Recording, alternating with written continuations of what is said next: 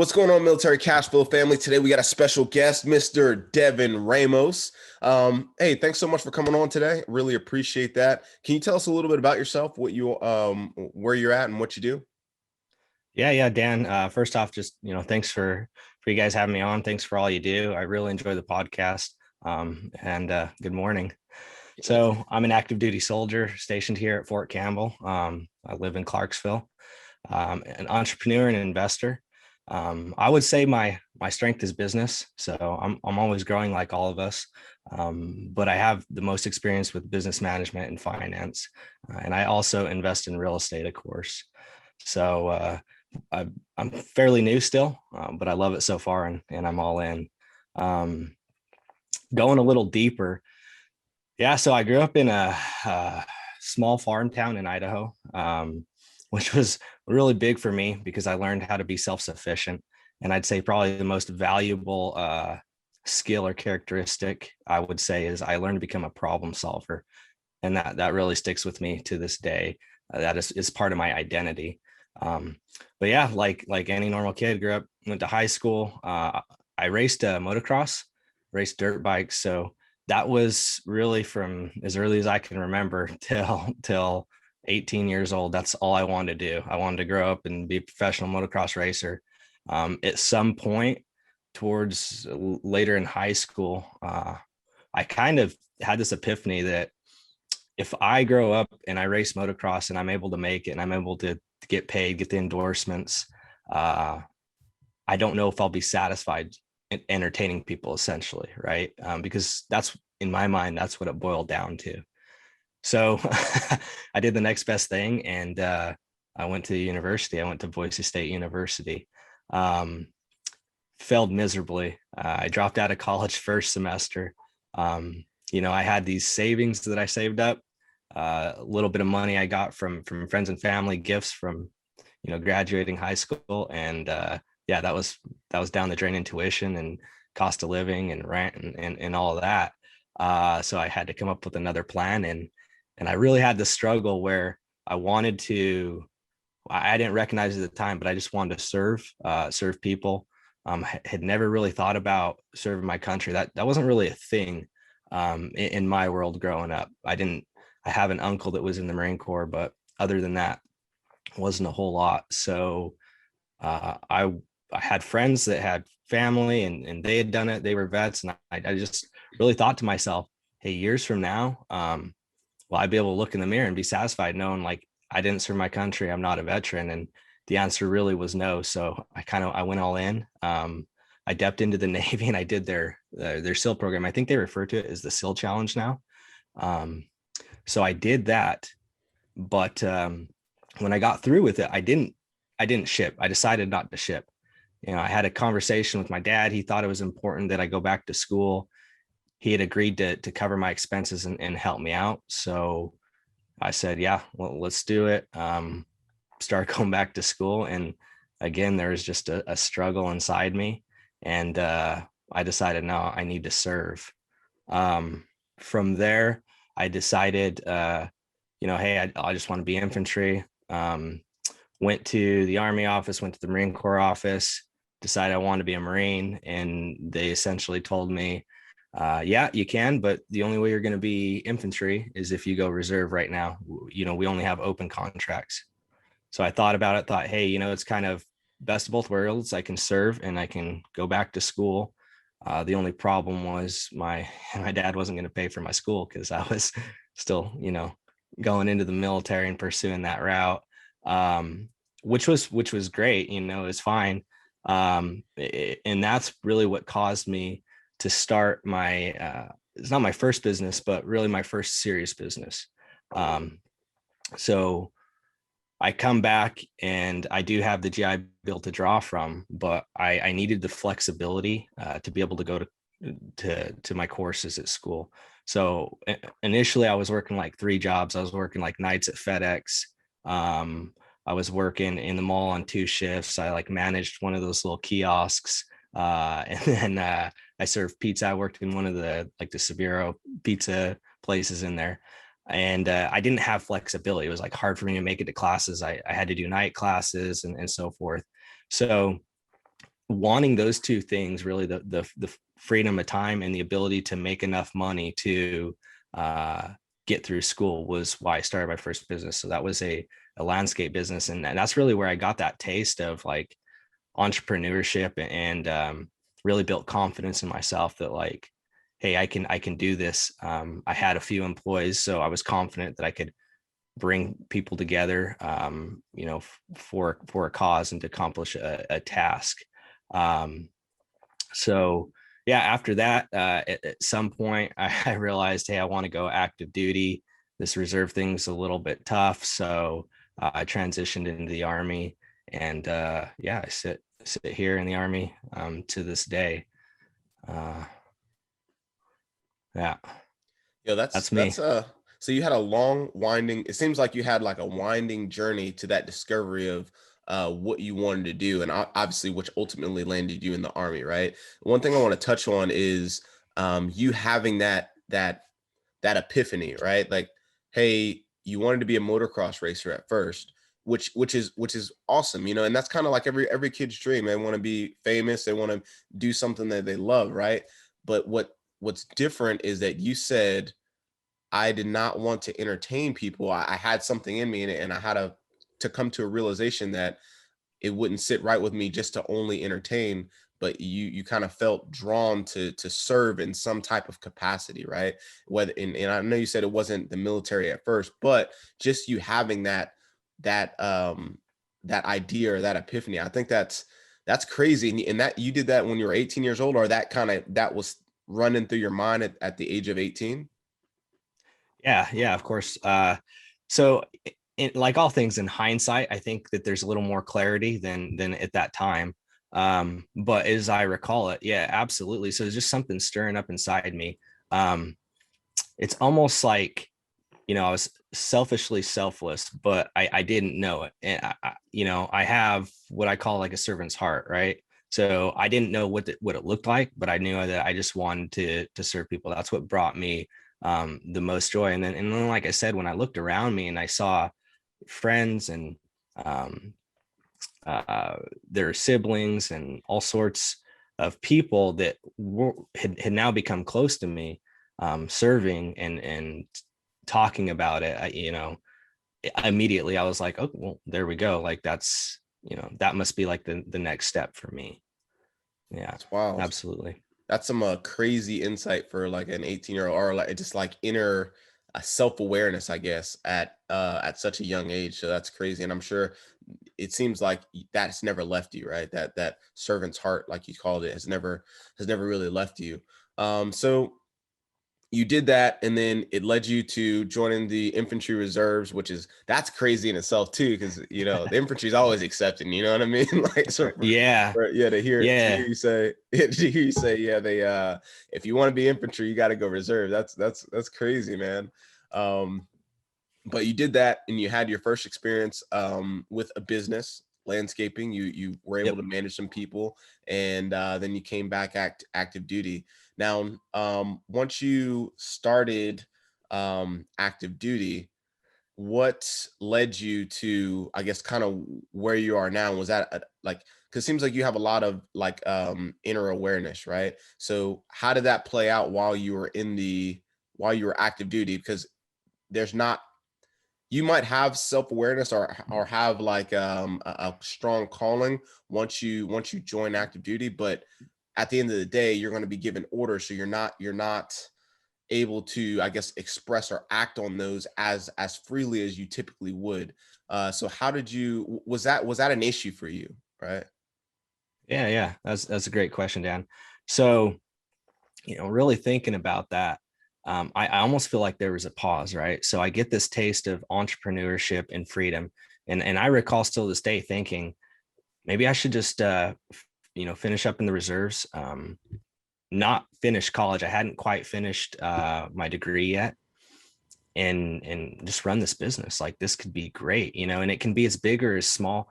I remember being happy some weeks pulling in, $600 net profit, right? And then, there's triple, quadruple that some weeks, but it was really, I was on my own schedule, right? So, just having that, it was almost like a pause, because then I joined the Army, and it's full on Army. I wanted to focus on completing my degree, so I hadn't quite done that. So that became my focus, and then my job, and just learning. And I feel like I almost had my blinders on, right? So I just kind of put my head down, and I'm like, let's keep going. In any position I was in, I wanted to give my best and be the best. So I sought military schools and things like that. So really everything just kind of, I put it to the wayside. I remember though, a few years back having a conversation with my wife where we were watching like, HGTV, like most people do, right? You see the house flippers and all like the glam behind it. And really that didn't stick out to me. What stuck out to me was some of the husband and wife teams. And I had this thought again, man, it'd be so cool if my wife and I like controlled our time. And this was like what we did. And that was, I didn't know anything about real estate at that time. It was just seeing it on TV, like kind of planted that seed. So really, I'd say within this last year or so, so let me back up with, I was still financially stable. I was good with managing my finances. I did, I made investments in the stock market and stuff like that. So that never really left me. But I'd say really this last year is with COVID and everything like that, I more or less just hit this point where another, significant event in my life, I'd say, where I was like, I love serving my country, but now I'm married. I have 2 kids. I have a 3-year-old and a 2-year-old. And I was like, I want freedom of time. It really just boiled down to that. I had this look, I had this deep look in the mirror and asked myself, what is my most valuable asset? And that boiled down to freedom of time. And so from that's really what started stirring these things back up in me. And I thought to myself, my ETS here in 3 years, if I do get out, or I could finish out, another 8 years and get that pension and whatever. And I don't know what that holds, but I thought, I need something else. I want that time freedom. Let's get this. So just what led me into real estate from that was looking around me, as most people do. And you see the wealthiest, some of the most successful people. And there's this nexus to real estate, regardless if it's, hey, here's a bunch of money, go invest it for me, or it's somebody who actively becomes an investor and does it themselves. There's this almost always this nexus to real estate. So with that, I was like, there might be something here. And that's what really opened those doors. And, from there, it was just education and continuing to expand my mind and so forth. And naturally through that process, I became more and more hungry, and I started liking this path more and more. And yeah. Dude, that's phenomenal. I like you caught the HGTV bug. I mean, not in the traditional sense of, oh yeah, I definitely want to do that because I see how much money they're making. But you saw it through a different lens and it's like, hey, I want to control my own time with my wife. I like that a lot. Obviously, I'm doing the same thing. I got we have some very we have a lot of similarities. I got 2 kids, 2 young ones that are a year apart too. And obviously I'm doing this thing with my wife as well, the whole real estate journey / financial independence journey and things like that. So that's really, really cool. It's nice to hear someone else say that too. So I like what you did there. And you came to that realization, fell into the HGTV bug. You caught that bug, but you looked through it through a different lens and you wanted the freedom of time. Right. And that it seems like you're on that journey now, trying to attain financial freedom, essentially, which is freedom of time. Right. So you got into Absolutely. real estate. So what was your next move from there? Yeah.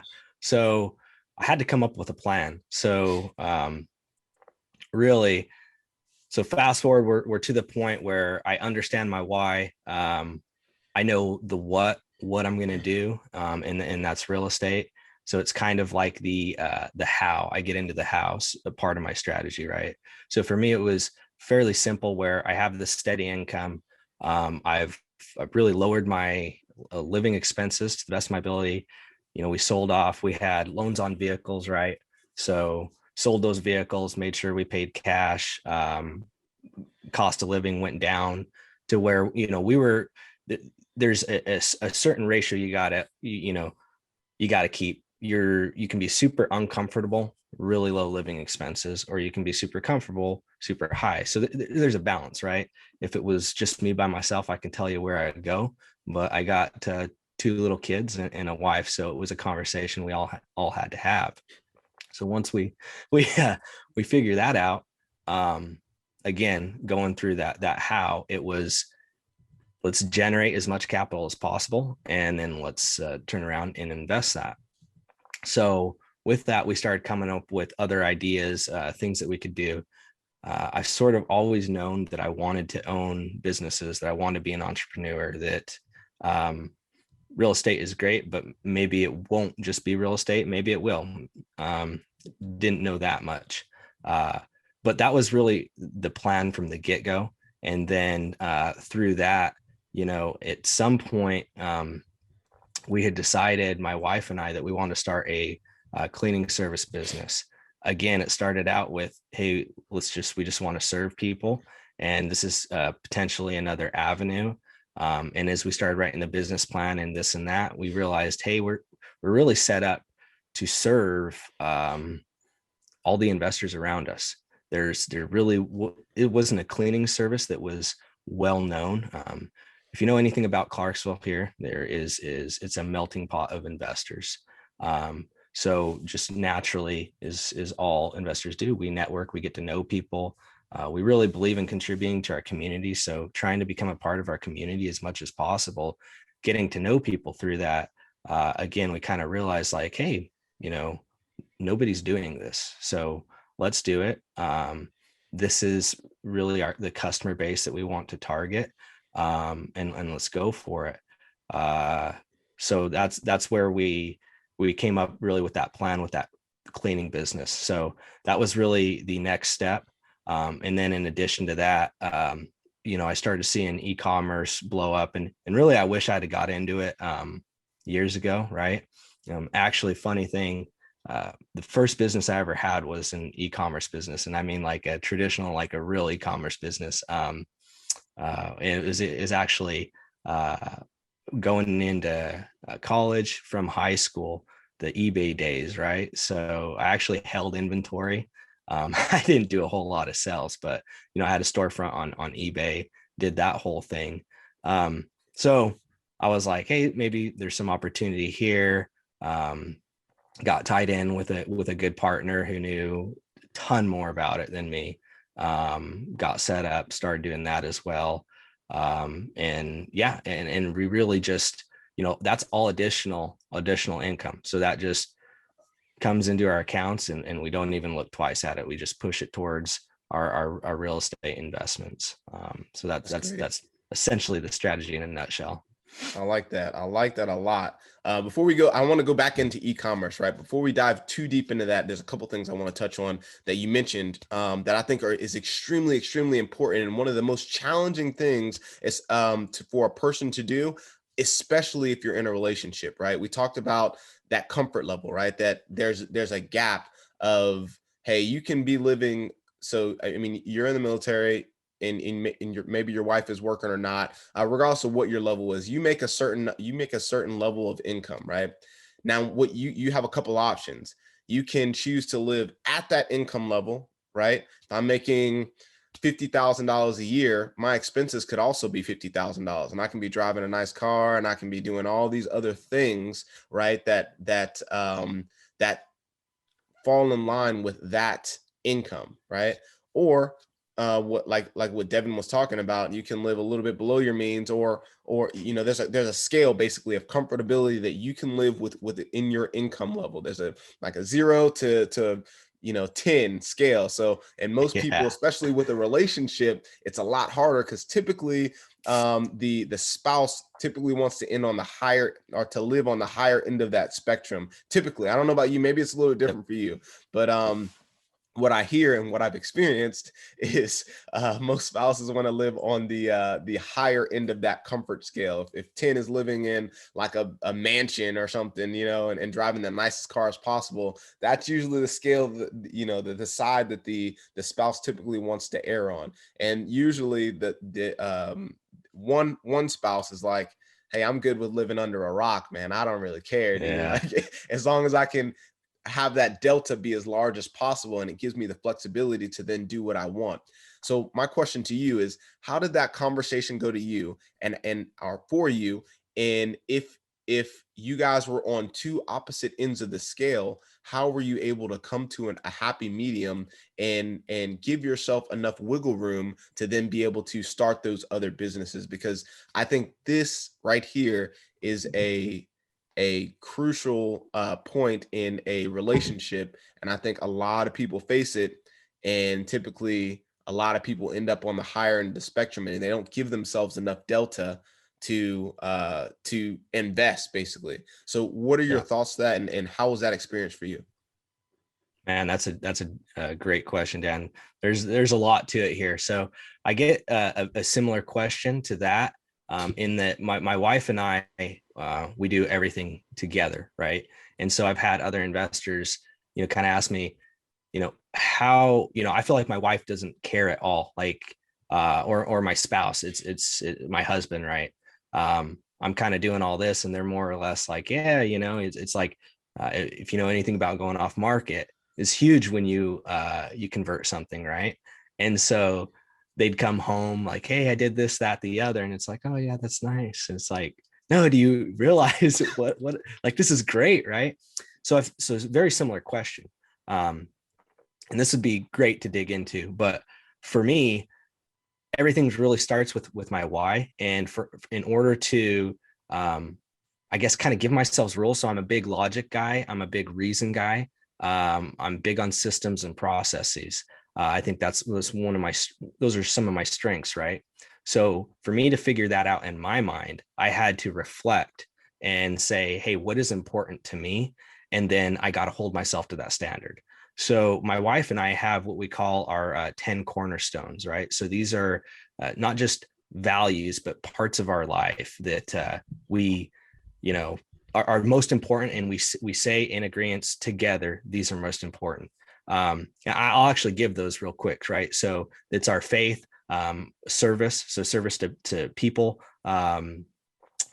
marriage, family, community and relationships, self, it's, self-sustainment, self-development, fitness, finance, business, and in our jobs, right? So those are the 10 areas of our life. So the first part of that was my wife and I sat down together and we came up with that list, and we agreed on that. Okay. So once we agreed on that, that was really what we measured everything we do against, right? So if I say that I value my family, but I'm spending all the time at work and I'm not with my family, that's what holds me to that. Because if you look in the list that we have, jobs, at the bottom, not to say it's not important, but out of those 10, it is the least important to my wife and I. So that's really the first part there, right? That kind of, if you know much about mediation, that was our mediator. That's what we went to, right? When we couldn't settle disputes. Started with that, and then we came up with, all right, what do we feel is a comfortable budget? We delegate tasks. So my wife does groceries. She runs the grocery bill. She manages, the groceries. She does that part of our budget. I do other parts. So I sat down and I was like, what's fair? Where are we at right now? Where do you think that we should be? And what do you think we can maintain? Right.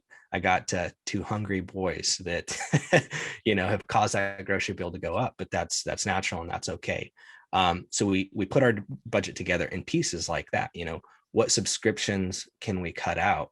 What subscriptions do we want? Right. Like, yeah, I could cut out Netflix. It's going to save me, I don't know, $14 a month, but we really use Netflix and we want to keep that. So that's okay. Right. So we put our budget together like that, came up with our costs. And then we came up with a percentage that we agreed that we would, put in our personal checking account to be spent, right? That's our spending money.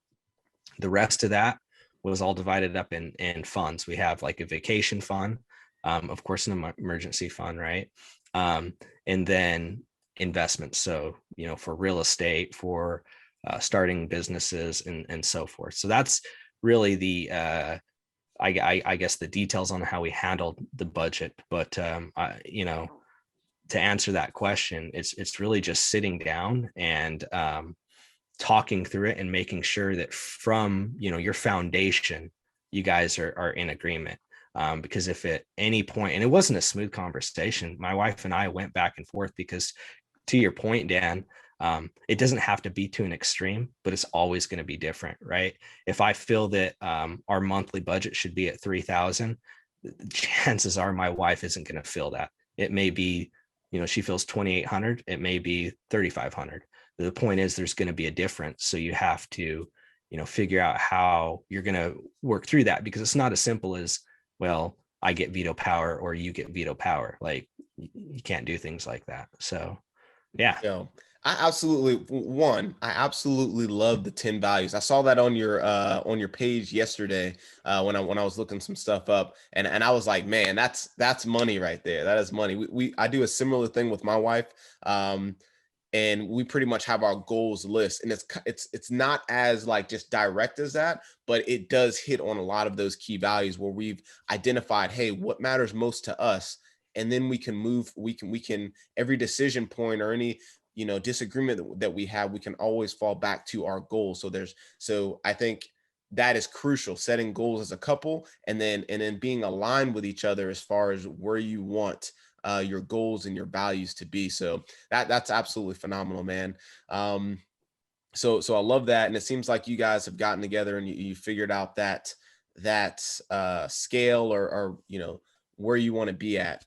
Essentially now you can move from a place from there. So great information. If anybody doesn't pick anything up, that's the one piece, especially if you're in a relationship, that's the one piece that I think everyone really, really needs to hone into, and rewind that if you need to, and listen to that over again, really with your significant other. I can't say enough about that. That's awesome. Yeah. Let me touch on that just a little bit more, Dan, because I agree. I think that is one of the most important things, and one of the biggest contributing factors to our success so far. So even for somebody who's single, right? You have to sit down and you have to figure out, they're hard questions to ask yourself, but what is important to you? I often throughout life have struggled with purpose, and I see those around me struggling as well. I think that's one of the biggest things that people just as a whole struggle with. What is my purpose through this part of life, or what is my purpose here in life, or why am I on this earth, or however you want to phrase it. And so really taking a hard look helps you, sort through that and kind of tease out, those details to figure it out. So with that being said, a lot of people refer to, a balance in life, right? I tend to think that balance is sort of a misnomer, right? It doesn't make sense to me, right? If we think about it in terms of, what the balance is and the definition of balance, right? There's no such thing like work-life balance, right? I mean, there's 24 hours in a day. If I spend 12 hours at work, that means I got to spend, 12 hours doing something else. And I don't know about you, but I don't want to spend 12 hours at work, right? So for me, I think that when people say balance, they're really referring to proportion, right? So I think we kind of tend to mix those two up. So for me, I'm huge on proportion. And that's really what this is. That's how I measure my proportion, right? So I have these 10 cornerstones, and you can think of it quantitatively in terms of hours or qualitatively. Like, it doesn't matter. And really, it goes back and forth. But that's what's going to tell you the truth, right? So I say, hey, faith is at the top here. Well, how much time am I spending in my faith or contributing to my faith, or whatever that looks like, whether that means going to church to you or, whatever. If I got, service to others up there, but I don't even take the time out of my day to serve somebody who's in my direct circle who I could serve like off on a whim, like really, what am I doing? So again, the value in setting those out and really saying like, hey, yeah, these are, whether it's my values, cornerstones, foundations, aspects of life, however you want to phrase it, for somebody to do that I think that is the foundation for massive success in any part of life. Yeah, man, I think we don't talk about it's not talked about as often, right? Especially when it comes to building success, which is the mindset. I mean, that's kind of what it boils down to: your mindset and your why, finding your why. Like Simon Sinek wrote a great book about finding your why, and he dives deep into, um, once you find that, it kind of it helps you. It helps to keep that fire lit. There's motivation and inspiration, right? It helps keep you inspired, which keeps you motivated to do to stay along your path, right? Regardless of how long it takes. So I love the mindset stuff, and definitely definitely love that you touched on that and you were able to expand on that. Um, so yeah, so we did that. We just talked about a lot of mindset stuff, and we kind of move that to how you were able to take that, right, and then um, open up the maid service, Made in America, right, with Yeah, yeah. with your wife, and then from there you started getting to the e-commerce. Can you break down the e-commerce a little bit, like what really is that, and then Yep. how I guess what it looks like for you? Yeah, absolutely. So um, for e-commerce, right, there's different ways to do it. E-commerce is kind of like a blanket term, now in the 21st century, refers to, commerce digitally, essentially anything that is not in a brick and mortar storefront, right? Um, so when I say e-commerce, what I'm referring to is selling on a platform, like Amazon, Walmart, Shopify, as a third party seller. So I do right now Amazon. I'm looking at transition into Walmart, but right now it's Amazon. So with Amazon, there's really two methods. One is either drop shipping, or you can do fulfillment by Amazon, and they both have pros and cons. They both have fees, right? What I do is drop shipping, and really I have to thank my partner for that, right? He's the one that really set everything up. But we got with a team that essentially it's like a team of VAs, right, to help automate the store. So we give them a portion of the profits.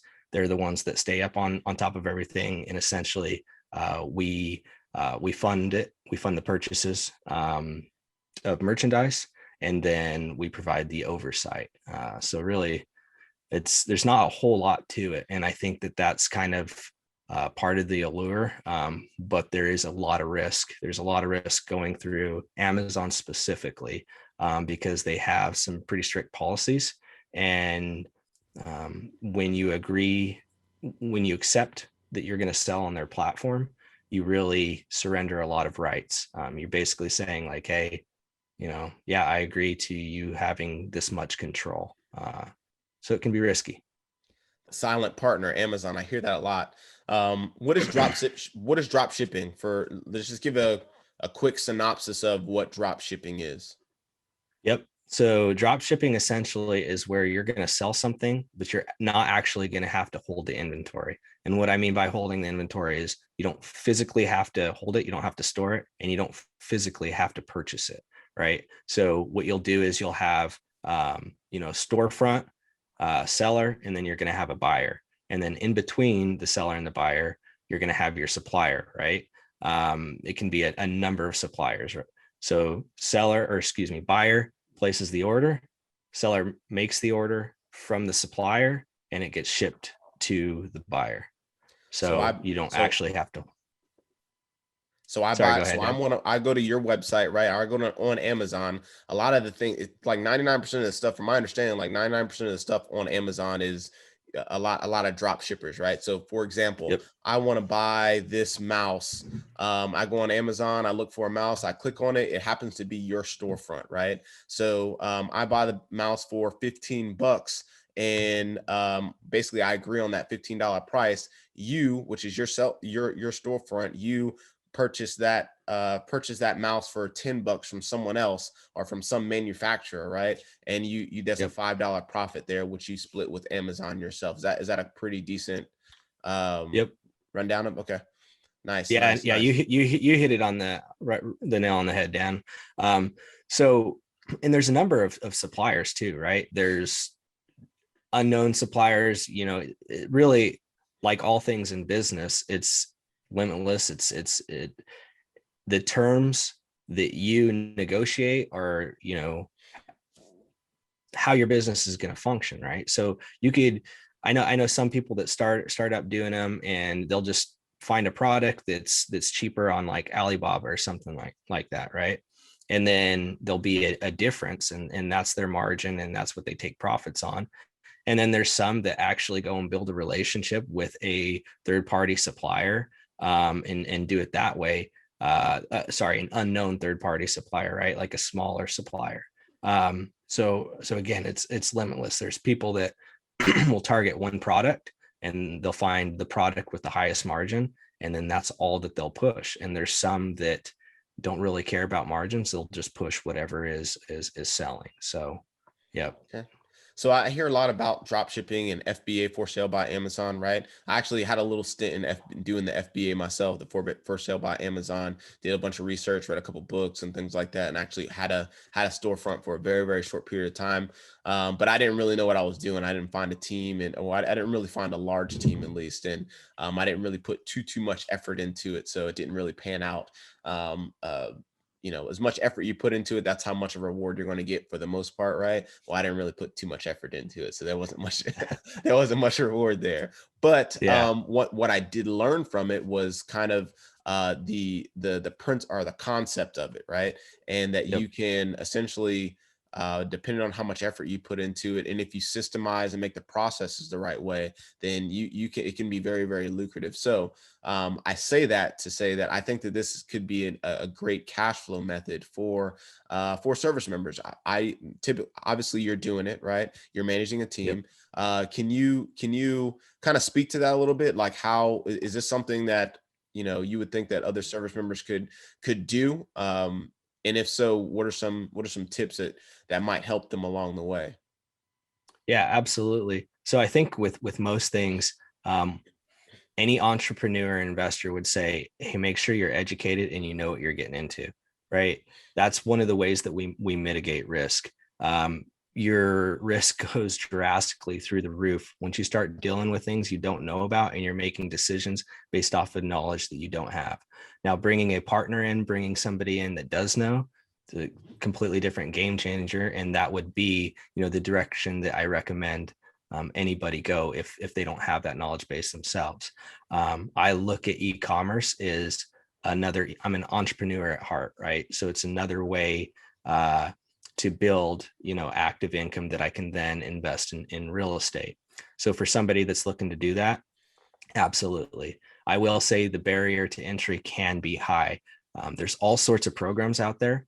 So you need to find one that works for you, one that has an entry fee that you can afford, right? And then, I would work through vetting that. There's, with social media and things nowadays, there's a lot of marketing hype out there. And so I would just make sure you do your due diligence on who you're dealing with and what you're getting into, and the different methods that are out there, right? So there are some, like real estate, we got gurus like crazy. Really any business industry, right? But with e-commerce, there's gurus like crazy as well. And there are some that teach you how to do it yourself. There are some that teach you how to automate your store. There are some that say, hey, I'll do it for you, just pay me this super high fee.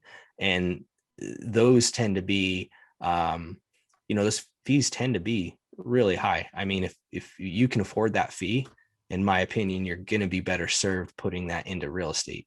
I am partial to real estate, of course. So let's put that out front.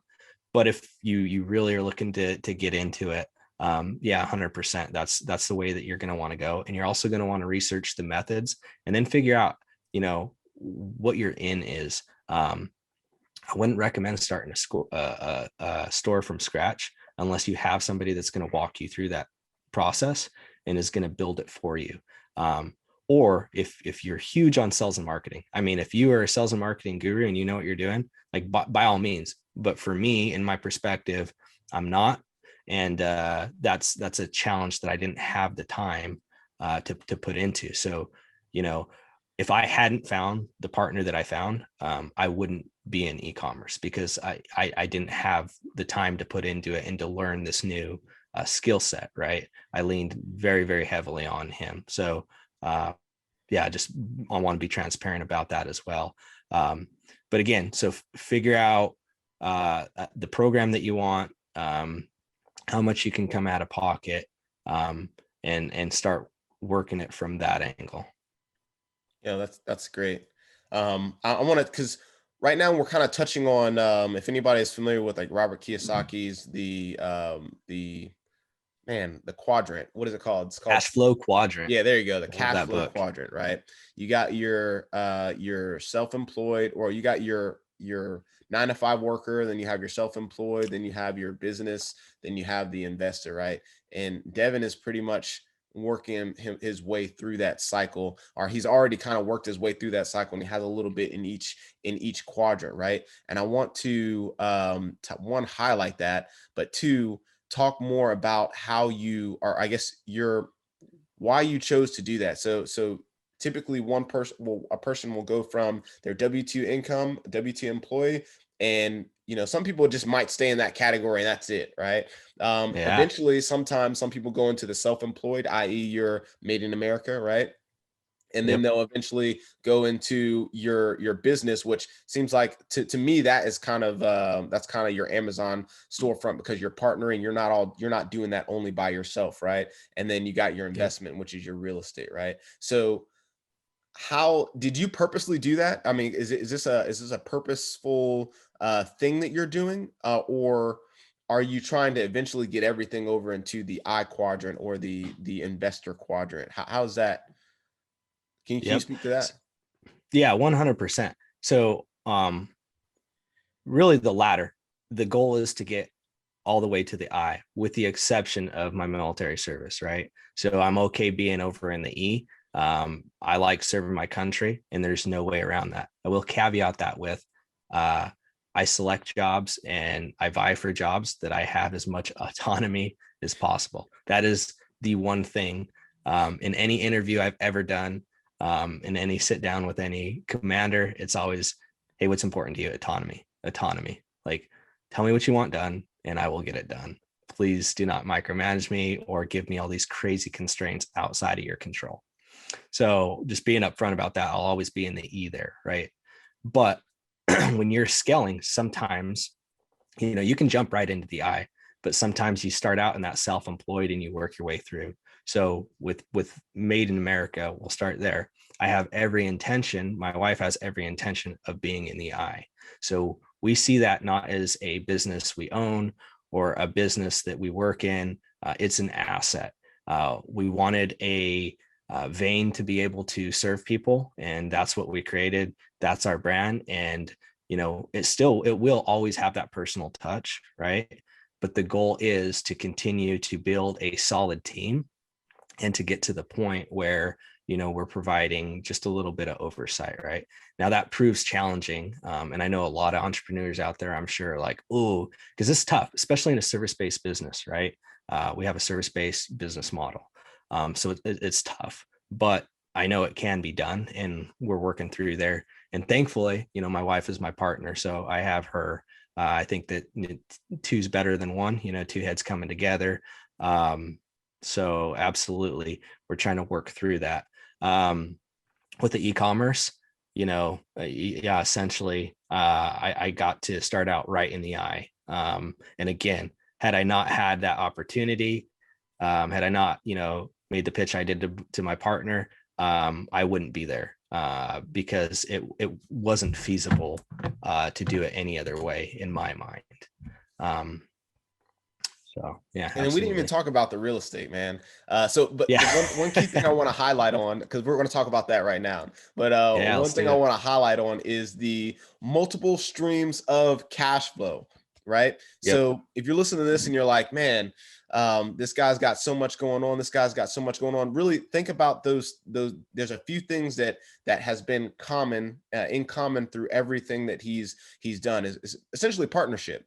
Right. So he's Yep. partnered with his wife to create something, then they leverage the team so that he has enough time to, continue doing what he wants to do and commit hours to all those 10 values that he talked about. Right.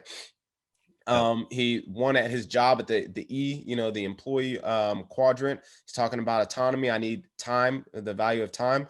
And then his business is also partnered. He's partnered with someone else that has some experience, and that gives him the time available to also research and find and figure out the next real estate, project, right? So everything's kind of feeding real estate through those multiple streams of revenue are trickulating, I don't even know how to say that word, but they're building up. They're building up Trickling. to so that he can then put that in the real estate bucket. So let's talk about the real estate now. When did you start buying your deals? What are you looking at for investing? Are you looking at single family? Are you looking at multifamily? How does Yeah. that going? Yeah, absolutely. So let me back up just one step on there, Dan. So people are huge. So I have, 3 businesses right now, starting a 4th business. And I have 3 partners. So absolutely would not be able to do it without other people because, oh, by the way, I also have a full-time job, right?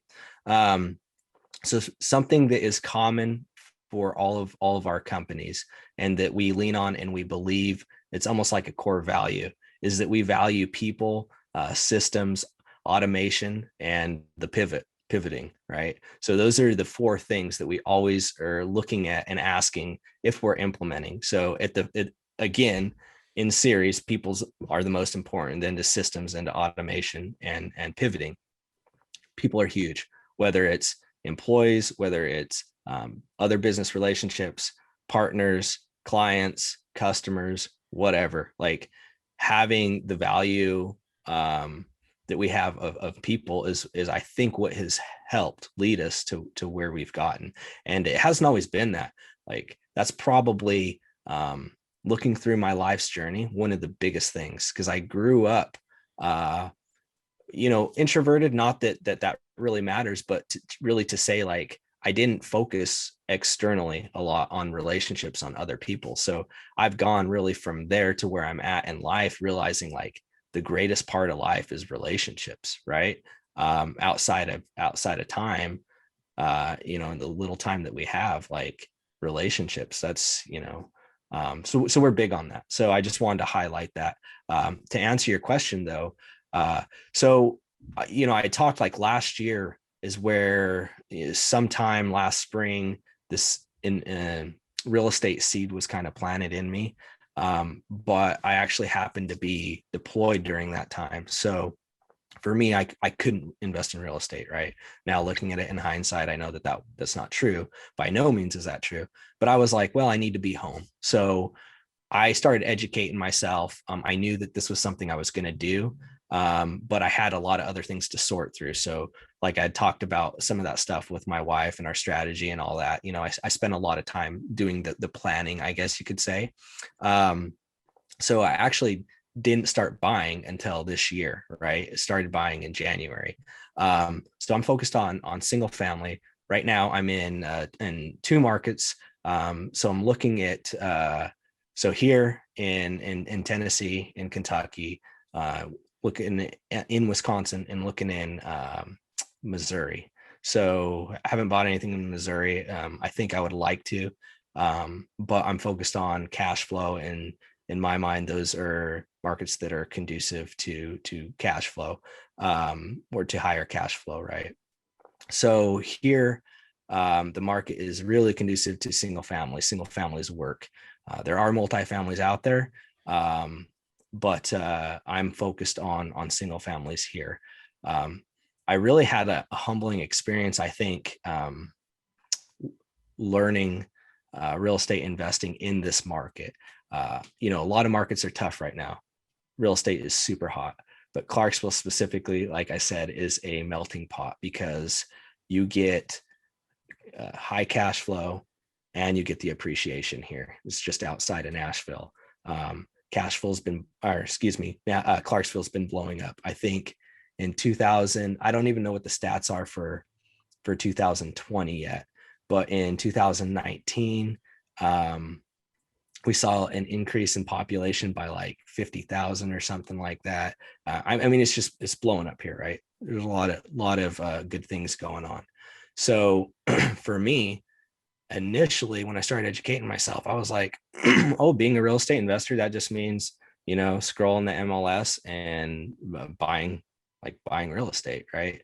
And then of course, like I had a business mindset. So, I understood there had to be a certain margin there and whatnot. But I thought that acquiring a deal was that simple, right? I didn't realize how competitive it is, especially in this market. So for me, I think that my perception is a little skewed. I was like, hey, the way that you acquire real estate is direct to seller and it's off market. And that's really the only thing I've ever looked at. Here in Clarksville, the way I see it is there's kind of like these echelons of deal flow, right? So you got the best deal is going to be direct to seller off market. That's your best, that's your deal that you're going to get. Next level up is going to be your investor circle, right? Investors are looking to offload things. I think it's just natural. There's something inherent in being a real estate investor that you want to help other people. So, just through another investor is going to be that next echelon. And then you're going to have like your wholesalers, right? That's like really not a deal at all, especially if your wholesaler doesn't know. Yeah, it's really going to be hit or miss, right? And then you got your MLS, right? So that's how I would depict this market here, right? So for me, it was always going direct to seller. And again, single family is where it's at for me here in this market. Now, I had said that I'm starting another business right now. That is a partnership, and that is with my partner, who we're focused out of state in another market on multifamily. So that's, something that I haven't purchased multifamily yet, something that will be new to me. But I look forward to learning that. And I will continue to acquire single family, but I've kind of had this shift where, initially you have to keep taking action and you got to keep, on that glide path, but you do have to have some sort of plan. So we put together a rough plan initially, and that was, hey, we want to increase our passive income this much. We like doing rentals. We're going to need this many, properties or this many single family homes or units or whatever, right? For us, it was single family homes. And now that's kind of changed a little bit to where I want a smaller portfolio of single family homes, but I'm not going to turn a deal away, right? So absolutely am still focused on that, but I'm looking forward to getting into multifamily, and then from there we'll see where it goes. Sort of my vision, kind of to tie this all together, the vision is as it stands right now is within the next 3 years to be 100% financially free and have all these businesses stabilized. So that's really the vision in a nutshell. When I get to that point, that will give my wife and I the ability to serve in the capacity we want to serve, right? We'll have that time freedom to do what we want. So at that point, we're not so sure what that looks like. I'm extremely interested in putting deals together. So I'm learning a lot about syndications right now, learning a lot about funds. So I don't know if that's, reaching out to people I know and putting funds together to help them invest. I don't know if that's walking people through, investing in a single family home themselves and showing them how to do it. I know I want to lead people to the water and help them out that way. I just don't know what that specifically looks like at this point. So yeah, that's where I'm at in real estate. Yeah, man, finding the true end state. So like the first initial end state, right, is always like financial independence and freedom of time, right? But then we get to that, there's another layer after that. All right, what do I want to actually do after that, as far as continue to serve people at the same time, generate income, right? So that's a very interesting, and I'm curious to see where you're going to land with that. And for those out there who are in that position, they're trying to figure out what to do.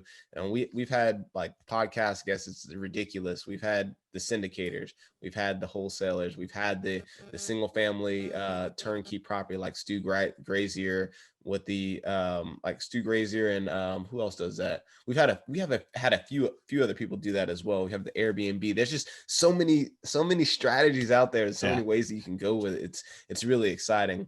I wanted to back up really quick because you unpacked a lot in that last what we were talking about lastly. And I thought it was amazing. One, the market's not just crazy in Clarksville, man. It's everywhere, dude. Yeah. With the interest rate's so low, it's ridiculous. It is literally everywhere in the United States. Everyone is feeling that. But you talked about the echelons of deal flow, right? You talked about the direct to seller. You talked about the direct to seller, investor circle, wholesalers. And then I think lastly, you said the MLS. But how are you sourcing your deals, right? I mean, you talked about the Clarksville market, it's crazy, and you're going direct to sellers. How are you doing that? Because that sounds kind of like, I mean, that's exactly what wholesalers do. So are you taking that approach? If so, how are you sourcing, or how are you talking to your direct to sellers? Yeah. So at each one of those levels, the way you conduct business is going to be a little different, right? So let me kind of talk through that, and I'll go top to bottom, right? So starting with the MLS, right? I've made relationships with agents here, and I'm looking for the agent that is investor savvy, but I'm very transparent. I have no issue. I got to give a really quick plug. That's exactly what we do. And I have an investor friendly and military friendly realtor that I need to introduce you to that's in Clarksville. His name is Malcolm Miles. Malcolm Miles is a very good friend, and he's also an investor. And for those out there listening that is looking for a realtor that needs in your area, and you're looking for a realtor that is investor friendly and military friendly, let us know, because that's literally all we do. We vet realtors. Go to militarycashflow.com, click on the find a realtor, and we'll link you up. Sorry about that. I had to give that shameless plug. It was too perfect. You're good. You're good, Dan, and I appreciate that. That's good. I appreciate that you do that, because it is extremely helpful. And there are some markets that works better than other markets, right? So being realistic in our market, it doesn't necessarily work that way, because the agents that are doing well aren't doing well selling to investors. And so their time, and understandably so, is better served not maintaining relationships with investors, but maintaining relationships with their clients that typically, are military, or they're coming here, to work at Amazon or Google or something like that, So with that being said, I was very transparent and said, hey, I got no issues. If you find me, it's going to have to be an off-market deal. Let's be upfront about that. But if you find an off-market deal, I have no problem, paying any commissions or fees like that. 100% good with that. So it starts there. I get added to the MLS list, right? So I'm constantly every day, every 30 minutes, I'm getting emails, and I'm just looking. And then moving down to that next echelon, very similar with wholesalers. So with wholesalers, it's a little different relationship, right? So as a buyer on this end, we're looking at a wholesaler that not only does he know what he's doing, but he knows how to run numbers, because he's an investor, or he knows how to invest. And then does he know how to manage his buyers? With talking with wholesalers, I have numerous friends that are wholesalers. Their struggle tends to be finding buyers that are serious and actually do buy. But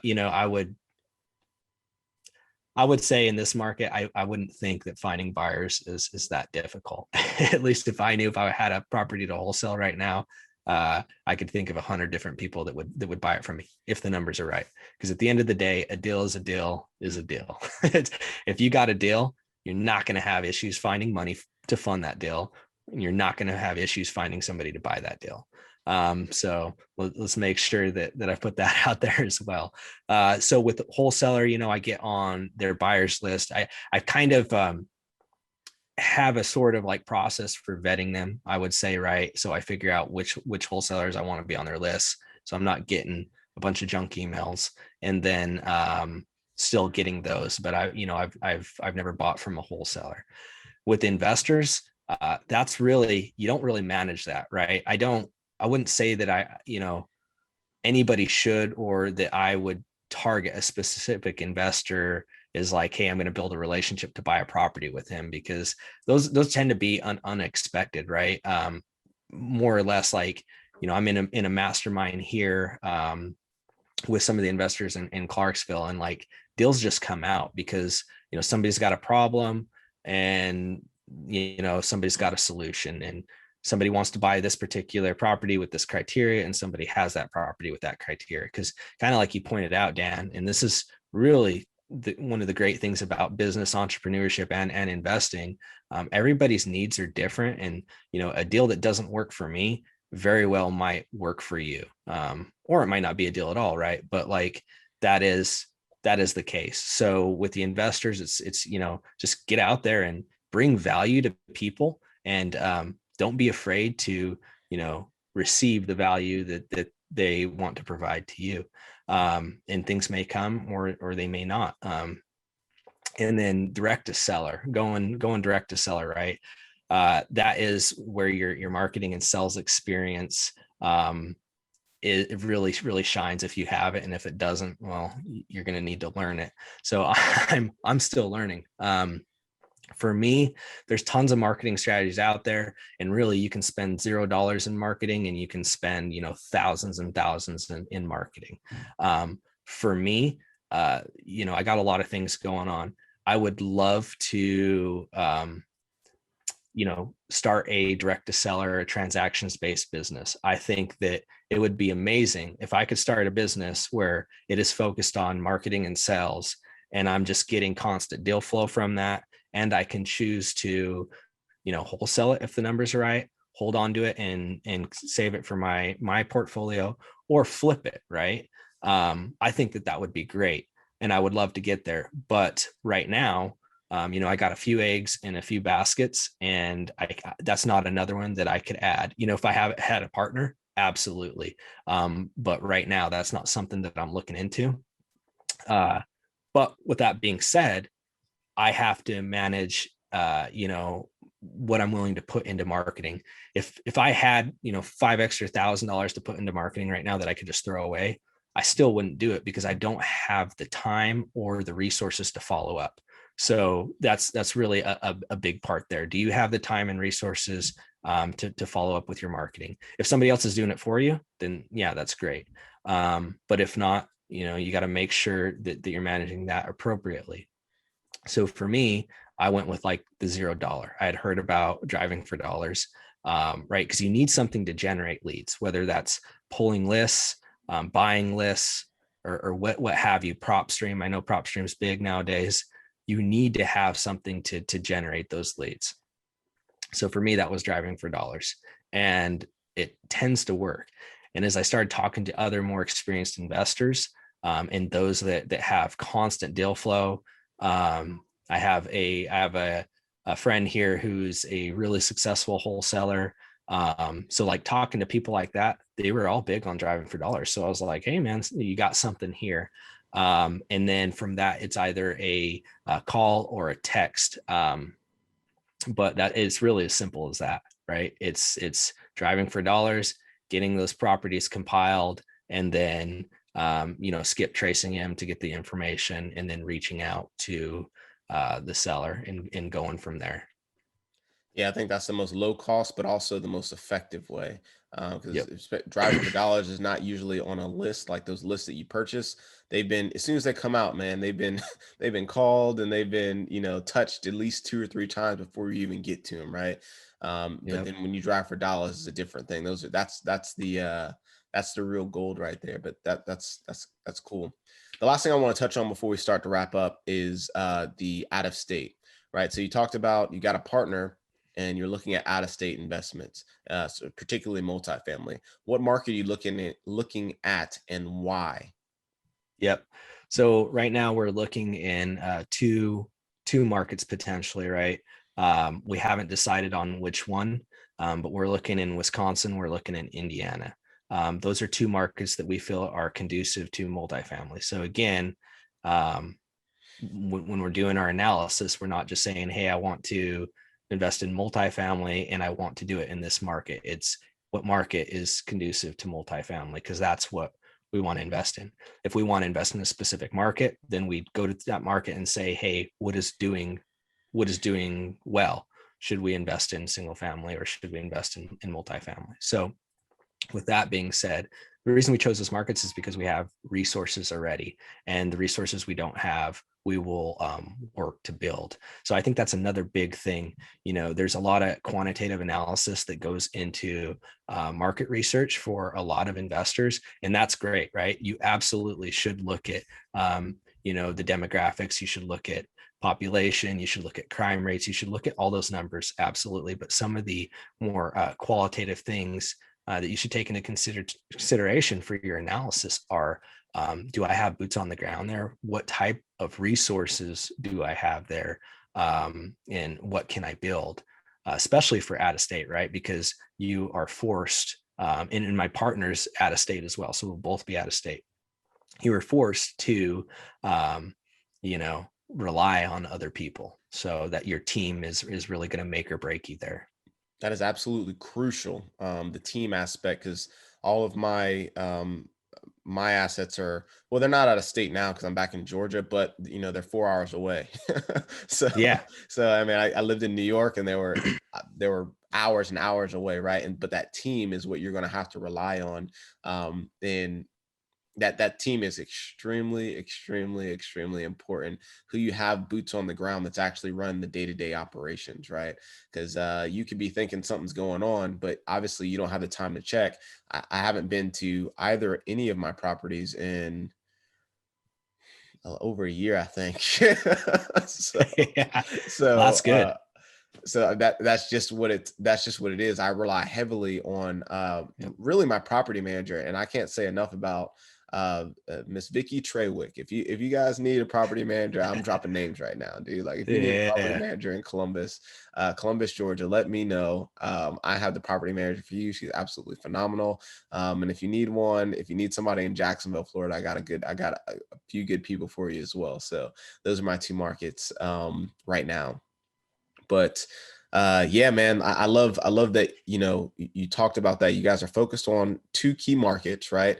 And what are you doing to get the people on ground? How are you building those relationships? Are you going up there talking to someone, or taking some time off and going up there talking to someone and meeting people that way? Or are you on Bigger Pockets, or are you on some kind of other, a Facebook forum like Military Cashflow Facebook group? Yeah. How are you doing that? Absolutely. Well, I mean, yeah, again, I'm going to stress this: people, right? It's funny because the more I get to know other people and learn people, the more that I love people. But really, it's all people. Any good thing that has happened in life, any one of my successes, I guarantee you, if we tear it apart, we can draw it to another person, right? It's not just me. So with that being said, yeah, 100%. I actually kind of forgot the question, but go ahead and restate it.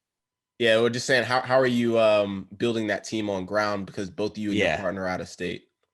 Yeah. Okay. So again, with the people, we got references, right? So I joined another mastermind, met another individual, and I'm actually, this is why I'm losing my train of thought. I'm trying to think of how I met that individual. So it was either BP. I called one individual who referenced me to another individual, and then built a relationship with him that way. And then I ended up joining a mastermind. I can't remember specifically, but through one of those, and just to be transparent and lay that all out there, right? So I got mastermind here. I'm in another mastermind that we do through Zoom. When when somebody's on a BP podcast and they say, hey, reach out to me, call me, I do it. So like it's hard for me to kind of remember where I've specifically met people, and our paths have crisscrossed, right? So one individual I reached out to, well, actually, Adam Whitney. You guys know Adam. He's been on the show a couple of times. I love Adam, right? Adam knows everybody. So Adam says on a podcast, hey, call me. So I literally 5 minutes after that podcast, I message him and say like, hey, can I call you? And lo and behold, like you guys already know him. You guys had him on the podcast. And so it's just kind of like crazy. And then Adam's the one that says, hey, you join this mastermind. So I get into this mastermind. And then we just like constantly crisscross paths, right? So I just say that to say, like, especially the real estate investor circles are huge. Like there's tons of investors, but like at the same time, they're still pretty small, because you'll meet investors that know other investors, especially when it comes to something like BP, right? Because yeah, BP is huge, but it's also small enough to where, and we all have the same mindset where we want to get to know other people. So through that nature, you're going to get to know other people. Yeah. So bottom line is I met another individual in one of those markets who's actually in that market. And then he actually referred us to another guy in the Indiana market. And then in addition to that, it's just picking up the phone and calling people. So looking at Missouri, I have no nexus to Missouri. I just, I'd heard, I think that would be a good market, started doing analysis, decided on, hey, this area I think would be good. And then I just started reaching out to people on BP. Facebook is a pretty helpful tool, I think, as well, right? So anytime I'm looking at a market, I'll literally get on Facebook and I'll Google like RIA, this city, RIA, this state, RIA, this, RIA, that. And then I just, try to get into these groups and try to get to know people. So one, it's an active approach, trying to constantly get to know people. But the other part of it is like that relationship that you start to build, like you don't know where that's gonna lead to. I wouldn't have known, 2 months ago that I would be looking at Indiana, but through somebody that I had previously met, like eventually was like, hey, you should give this guy a chat or give this guy a call and have a chat. And I did. And that's what, kind of put our eyes on Indiana. So yeah, people's the answer to that question. Great, man. I got a couple of people I need to link you up with. I think I know the mastermind group you're talking about based off of what, if Adam, gave you the link, I'm assuming it's David's mastermind. Yeah. But we'll I got a bunch of people I need to link you up with then, in regards to I'd love certain places, so we can, so you can build some more relationships, right? It's all about networking, right? And you're right, man. The community is kind of small, especially if you're talking to like military investors, right? The investors in general, it's kind of a small network, but then when you add that second layer of like, hey, military investors, it's even we pretty much all know each other, or know of each other at least. Right. So it's pretty cool to hear you say you're linked up with Adam, but I know we went over time. It's all good. I just enjoy the conversation. So it's really a great conversation, but I know you got to go off and get some other stuff. For those that you don't know, we get up at 6:30 in the morning, man. It's 6:30 on a Sunday and we're out here trying to give you value. Right. So you might see the bags under my eyes, but that's the reason why. All right. So, really quick, what is one piece of advice that you would give a service member out there that's trying to do what you are doing? Ooh, that is tough. All right, I'll try to make it one, right? So identify as a problem solver. No matter what phase you're at in your journey, identify as a problem solver. Don't just say I'm a problem solver. Like when you consume that, when you accept that is a part of your identity, a lot of grit, not quitting, a lot of these other characteristics that are mentioned are kind of like inherent. So what I mean by that, right, is there's really two steps to being a problem solver when you break it down in the most simple form. And that's identify the problem, what's your problem, and then commit to solve it, commit to a solution, right? And it's as simple as that, right? If you have a problem with a tenant, identify that problem and then commit to that solution. So you're going to come up with a solution on how you're going to solve that. and it may be the right solution the first time, or it may not. And if you're committed to solving that problem, you're going to come up with a better one. It might be a 30% solution that gets you through, another month or another 2 months, and then you're going to circle back around. If you don't know where to go, like you're looking to acquire your first property and you're don't know what your next step is. Well, like identify the problem. Like what is the problem? Do you not have money for the deal? Do you not have deal flow? Do you not have a knowledge base? Like, are you thinking in your mind, I don't know what to do? I don't know how to handle this or that. Like maybe you need to touch on your knowledge base, right? But if you can get a grasp of what that problem is, identify it, and then commit to that solution, you're going to be good to go in any situation. Like eventually you're going to make it out through the other side. So that would be the one piece of advice. Phenomenal, dude. I really like the piece that you touched on, by making that a part of your identity, right? That making, if you're going to be a problem solver, make it a part of your identity, right? Because everything else is kind of going to fall into place, and that's key. That's phenomenal advice. So, hey, Devin, you dropped some bombs, man. You've been just dropping knowledge. I really enjoy the conversation. Thank you so much for coming on the podcast. How can our listeners get in contact with you? Yeah, absolutely. Well, thank you, Dan. I appreciate you and Mike, all y'all do. And I appreciate y'all, giving me this opportunity to come on and share everything.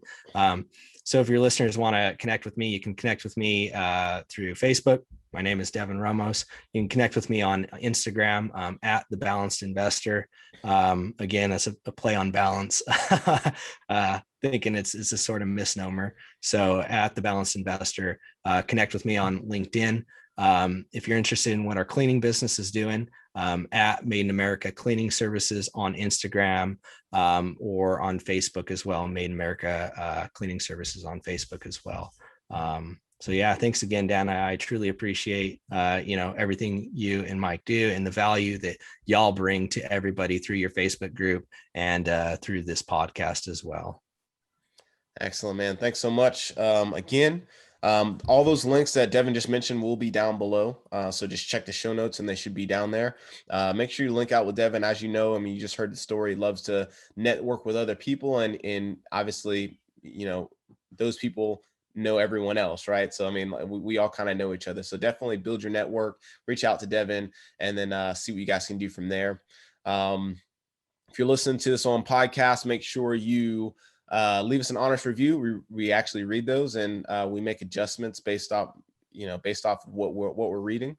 Also, if you're watching this on YouTube, do us a favor, hit the like button, hit the subscribe button, and make sure you hit the notification bell so that you can get these great episodes when they come out, right? Other than that, this is Dan Wynn signing off.